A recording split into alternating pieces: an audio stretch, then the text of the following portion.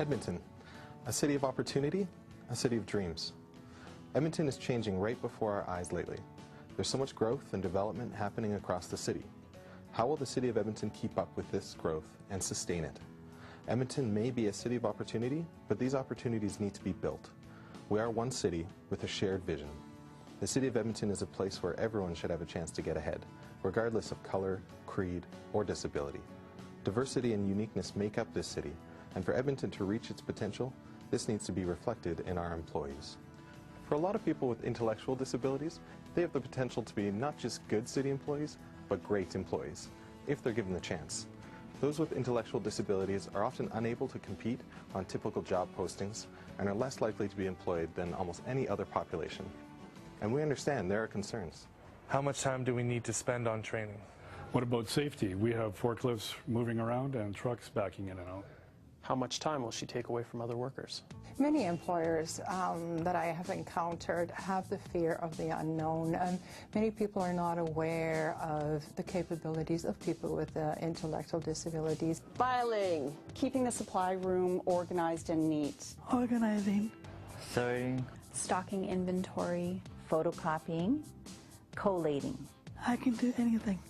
A big part of the problem is that managers find that even when they do want to hire someone with a disability, they find that their hands are tied by strict job descriptions and class specs that make it hard to modify hours or remove certain duties.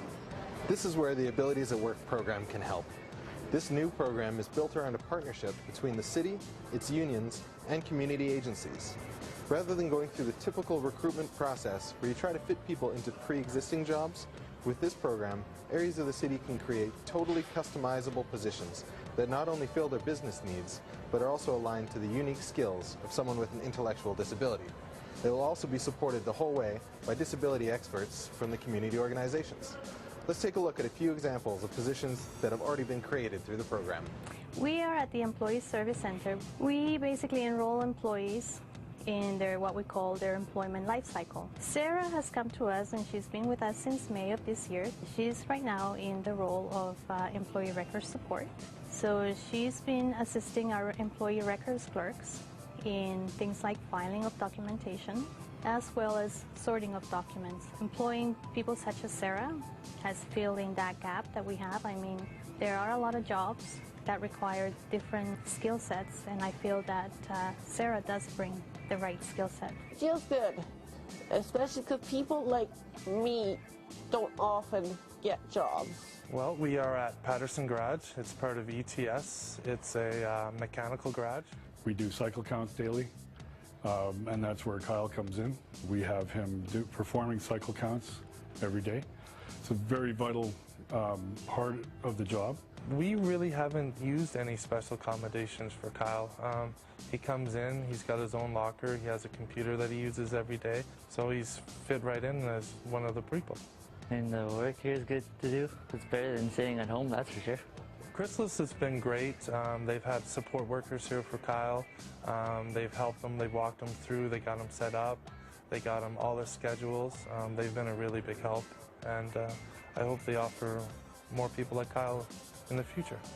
Right now we are right outside the Human Resources Recruitment Office. This is where we do all the recruiting for the City of Edmonton. So Avril right now is helping us in our employment section. She helps with a lot of our filing duties, our other administrative duties. It is definitely a win-win situation for us having Avril on our team. She's able to do some of those routine tasks, and she loves to do the routine tasks. It helps her focus. Once she has learned those tasks, she has been very independent and has learned them quite quickly. I like working at the city because I always want to work at the city, and I like to work hard, and I like to do the filing and get my work done. Well, often when we talk about abilities or disabilities, it's a bit like the half-empty glass and the half-full glass. As an organisation, we really want to focus on the half full glass and to leverage the capabilities that people bring to the table.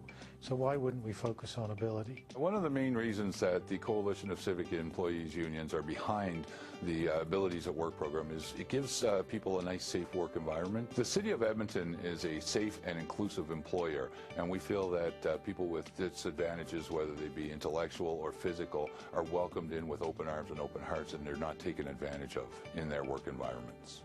With the Abilities at Work program, positions will be ongoing rather than temporary, with part-time hours that allow flexibility for both the work area and the employee. Thanks to our partnership with key union groups, the program makes use of a unique recruitment process, which the hiring manager has full control of. Thanks to the community organizations, there is substantial support, from identifying tasks to pre-screening and interviewing candidates to helping with training and retention.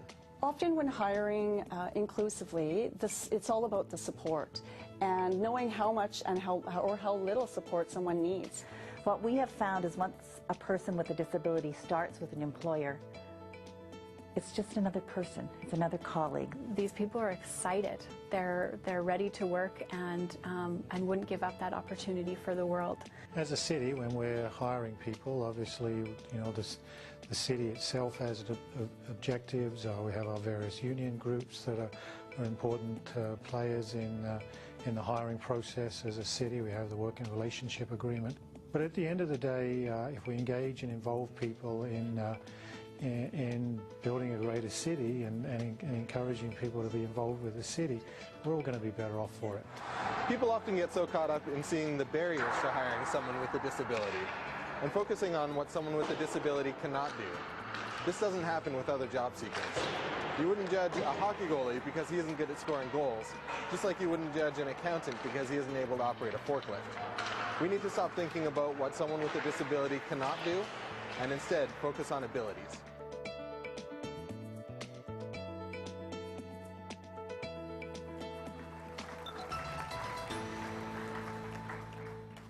So this session is called Rewriting the Rules of Hiring. As you can see, it's certainly working at the City of Edmonton with thanks to Abilities at Work. And joining me here on stage is City of Edmonton employee David Reed. David. Hi. We have his aide, job coach Eric Rivas. David's supervisor, Pat Kempinski. Penny Scott from the partner agency Excel Society. And Mark Farr, coordinator of Abilities at Work program. So welcome to the panel. Now, Mark, you spoke at last year's symposium, I guess, about initiatives the City of Edmonton was putting into place and hoping to expand opportunities for persons with disabilities. So how has Abilities at Work changed over the past year and evolved? A year ago when I spoke here, Abilities at Work didn't even exist. It's something where early last year we went in front of City Council and they said that the City of Edmonton really wasn't doing enough as far as hiring people with intellectual disabilities go, and that the administration needed to do more. And that's something that we took really seriously. So we went around and did a lot of best practice research on what else was going around, had a lot of meetings with different community organizations, and did on-site visits with other employers that were already hiring inclusively. So with that, as well as my background, we found there were a few key pieces that we needed to include as part of the program.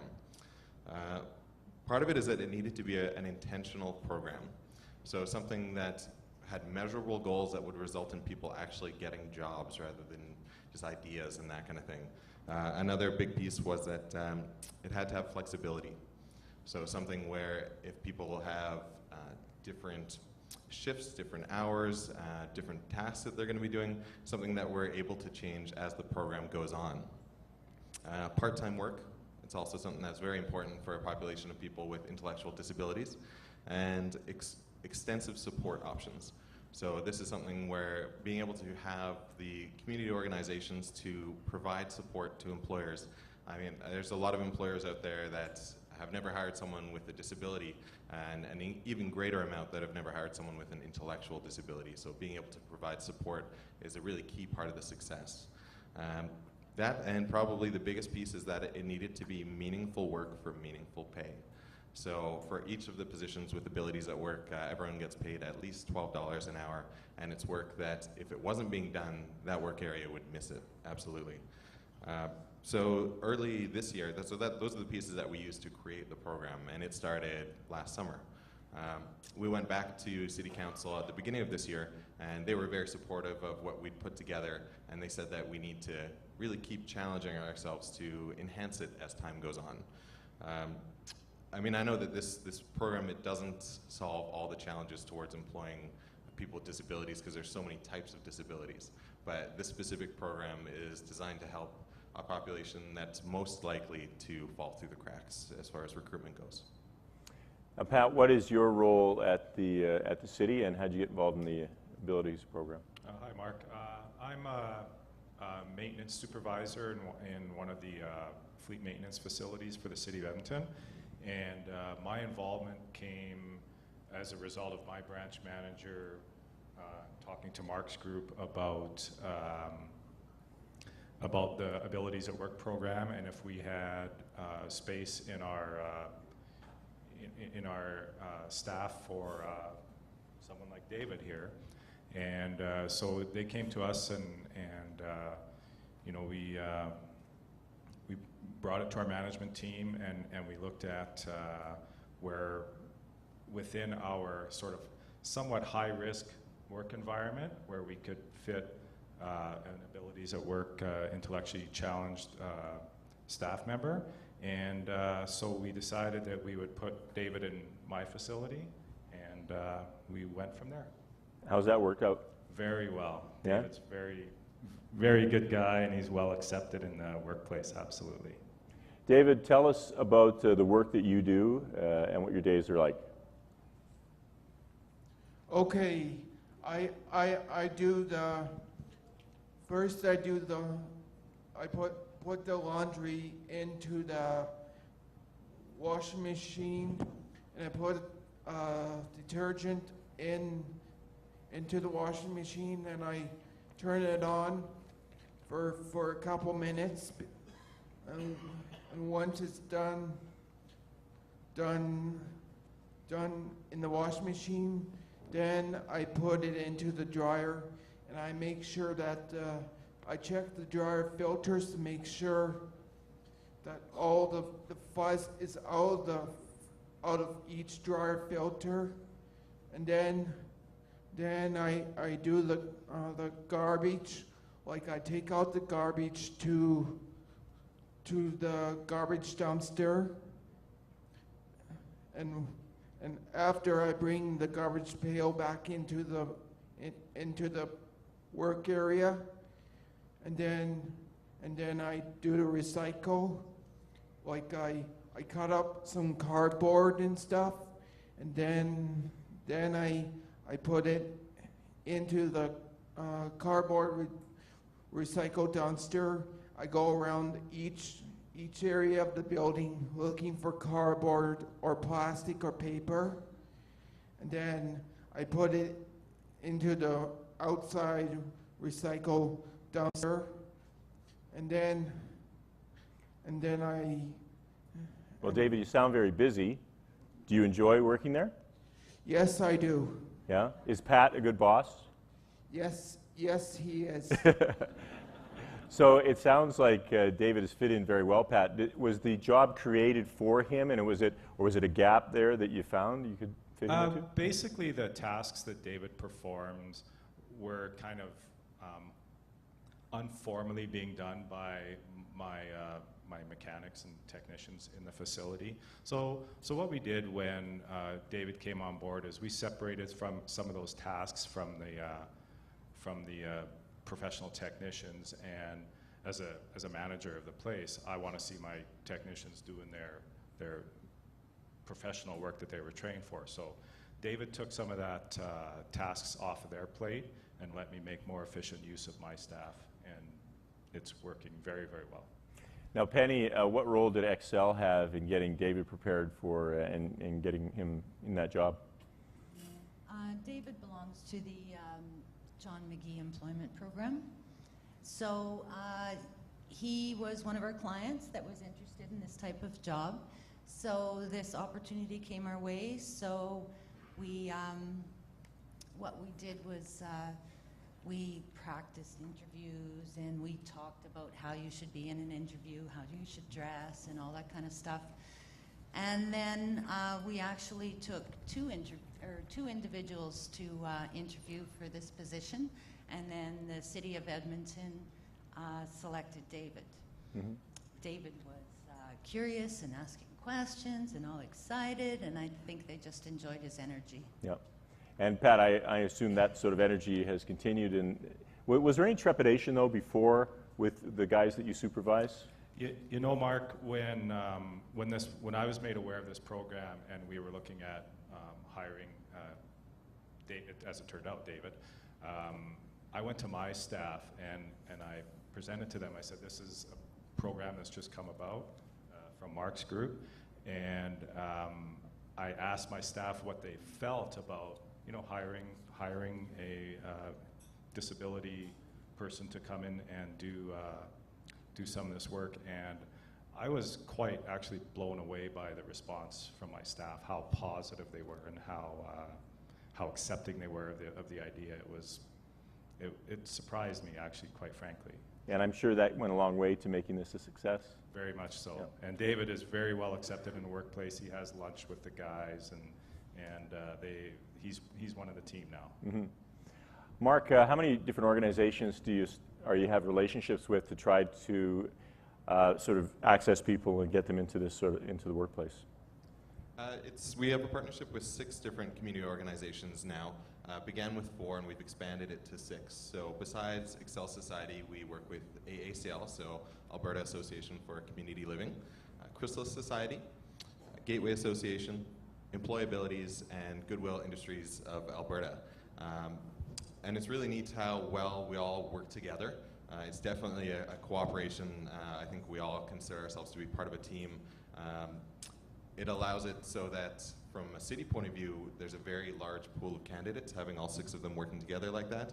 And it means that whenever any potential position is coming up, there's a lot of options as far as candidates that are out there. So a recent one that we've just created that I thought was going to be really challenging because of the specifics that someone needed for it. They needed to be, it's in a warehouse where they needed to be tall, so close to 6 feet to be able to reach some of the boxes that were around. It was a really dusty environment, a dim environment. They had to be physically able to do the tasks, and there was also, you had to be very detail oriented. So I thought this was something that could take quite a while to find a good potential candidate for. I went back to the group and they had 2 right off the bat. So I think that's a real strength of having the partnership that we do. I thought the mayor's job was to reach all the tall things. He's like 6'4". So what are the numbers have you managed to build over the year? How many people do you have in the program right now? Yeah, we've created 12 positions so far. Great. And we have a goal of creating 25 by the end of the year. So that's something that we've challenged myself and our partnership with creating. So it's ambitious, but it's what we're hoping to do. All right, great. Well, that gives you the background on the whole program. So we will take some questions for the panel too, and from the webcast. But I did want to ask Pat, were there any obstructions along the way, any other accommodations you had to make, any things you had to change, anything you learned along the way? We didn't have to really make any accommodations other than just the awareness of the staff that because we're in a mechanical shop environment, that just to be aware of the whereabouts of anybody around you, not necessarily just David, but no, other than it's been very successful, and I think, as Mark said, we should maybe look at expanding it. Well, you know, one of the things we discussed yesterday in one of the panels was the fact that when you have somebody in David's circumstances, he comes into the office, often there's also a social benefit. And then everybody always, all of a sudden, steps up their game a little bit, so they're a bit more aware because they want to take care of somebody with an intellectual disability. Have you noticed that? I believe so. Again, I know David, the guys have really accepted him as part of the team, so they make sure when it's coffee time or lunch time, it's come on David, let's go, it's time, time to go and have our break, and so they they're pulling him in with them, and so yeah. David, do you enjoy your coworkers? Are they a good bunch of guys? Yes, they are. Yeah, that's good. This must be a pretty good program for Excel. Has this been, you say, a great success? Yes, actually through this program we have 3 individuals employed, and they're all doing very well. It must give a lot of sort of hope for all the people who are involved with your program that there is some place to go and there's somebody who's willing to hire them and somebody who's actively looking to create these opportunities. It is wonderful. Yeah. And it's a lot easier for them too. They don't have to compete with the whole population of Edmonton. They only have to compete with each other a little bit. Yeah. Well, it's interesting that you bring in multiple candidates as well. I mean, that's important, I think, to show that there is anybody who's looking for a job has to know that they really have to put themselves out there, that they have to be prepared for that job and that sort of thing. So, Mark, it just sounds like a great success, and we wish you the best because it sounds like you guys are going full guns. So do we have any questions from the web or any comments from anybody? Anybody want to get up to the mic to ask a question or make a comment? There, we got one right here at the microphone. Go ahead, sir. Hi, good morning. We heard many myths this morning in a presentation from Kathy. Edmonton is a unionized environment. City of Edmonton is a unionized environment. Can you talk a bit about how the union embraces and what may have been some of the challenges in that? Yeah, it's a good question because the City of Edmonton has quite a few different union groups, and the vast majority of its positions are unionized. So all of these positions are technically out-of-scope positions, but one of the first pieces that we did in designing the program was go present to the Coalition of Civic Unions about the program to get their support for it. And they are very supportive of the program. We've got letters of understanding with each of the different key union groups that allow us to go outside of the typical recruitment process and do what we're able to do with the program. Has anything surprised you about how people's acceptance of the program? In other words, have people come to you and said, hey, I got an idea, and this could work for somebody? Has that happened? Yeah, I mean, we're trying to get the word out in several different ways with the city. So, we had a launch event in November, and we created the video for that reason. And I've had quite a few areas that have approached me about creating positions since then, which makes my job a lot easier. Yeah. And Pat, have you talked to other managers who had concerns or were just wanted to find out how it worked and how's it going? Not really, other than in my own branch, which all of my fellow managers are aware of the success with David, and I think it's worthwhile looking at expanding it into some of our other facilities.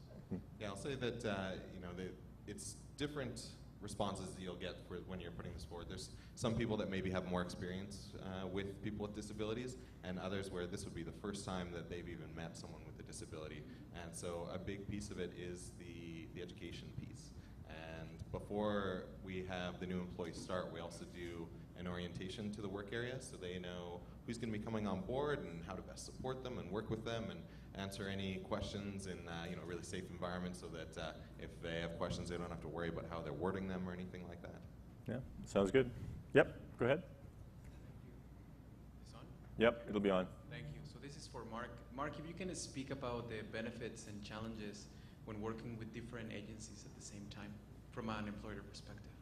Thank you. Well, I mean, it's been something where the different agencies have worked really well together. They all have different styles as far as the supports they provide, and the mandates are all pretty similar, but in a way, they really kind of balance each other out too. And that's something where they've really taken on the responsibility of working together. And so, honestly, if there's conflicts, I don't even hear about them. They're behind closed doors. So. Go ahead. Hi, I just wanted to say I think this is fantastic. It's cool having the panel with so many different players, and hearing directly from the manager is such an important voice. And I know we have a lot of competition in Alberta with Oilers and Flames, but I'm wondering, Mark, would you be willing to help us figure this out or mentor City of Calgary to get something like this off the board?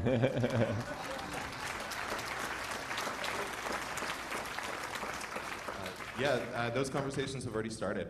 I've had someone from City of Calgary call to get a bit of information from me, and I know there's a couple of the organizations, I know for sure AACL has started to have some of those talks, so I'm more than willing to show what we've learned, and I think that's the other piece that I didn't talk about for when the organizations, we meet with them regularly to talk about our potential positions and what's going right and what's going wrong, and that we really learn from each other that way. And so, yeah, sharing learning is very important. There's a lot the Calgary can learn from Edmonton, so that's just another piece. Do we have any Flames fans here? All right, we'll speak more slowly then. We have a question from the web, I believe. No, we don't? Okay, you're faking me out. Thanks. I mean, one piece that I can also talk about it from the city side is how helpful a lot of these positions are. Pat was already saying about how it allows his professional technicians to be able to focus on their more specialized work, and that's what's happened with a lot of different areas. Edmonton Police is actually looking to hire a couple people through the program to help clean their police cruisers. So we're still exploring that one right now, but that's something where right now if a sworn member wants to get his vehicle cleaned, they pretty much have to say, go do it yourself. That's not exactly the best use of a sworn police member's time. Either that, or if it needs to be done, it's one of their mechanics that has to do it too. And again, not something where it's an efficient use of their time. We also have someone over at Fire Rescue in their fire prevention area, and they get a tremendous amount of files, forms, and documents from all their investigations, where the admin staff would not be able to get to all of them to get them filed away in their room, and they would be constantly over capacity, feeling stressed out. So that was an area that one of those that came to me about the program because of their high need for it. So we've got someone in there, a gentleman who has autism, and he just goes into their filing room, closes the door, turns on CBC radio, and works really hard for his entire shift. And yeah.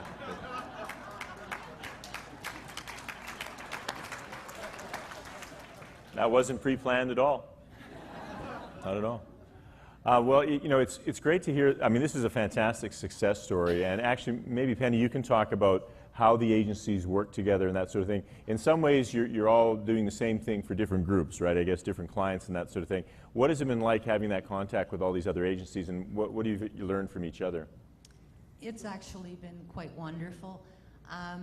Years ago, we didn't cooperate so well together, but things are really coming together. We're all there for one common purpose, and that's to find jobs for our clients. We have sort of a list of agencies, and the first agency on the top of the list gets the first choice for job opportunity. If they don't have anyone, they decline, and it goes on to the next agency.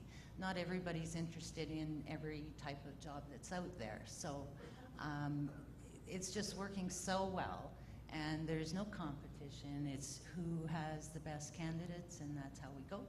And hopefully you learn from each other as each, I'm not sure, as you say, before when you were competing, I'm sure there wasn't a lot of sharing of information, that sort of thing. No, we still are providing job supports, job coaching in various ways, but that in itself is a learning experience because they may be doing something that's more effective. So we're sharing those ideas.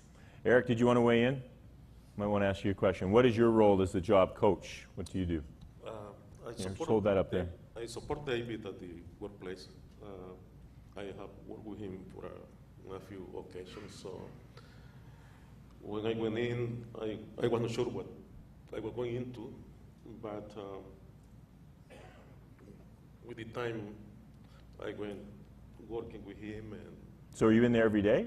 Yes. You're in there every day, yeah. I am with him until he finishes shift. So, yeah. And because I know him from working with him in the past, so I was able to smooth the transition. Exactly, and put a schedule, the different tasks.